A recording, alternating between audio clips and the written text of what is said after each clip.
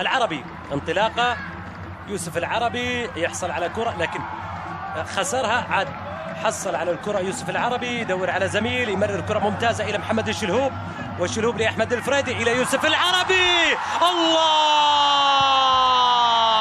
جول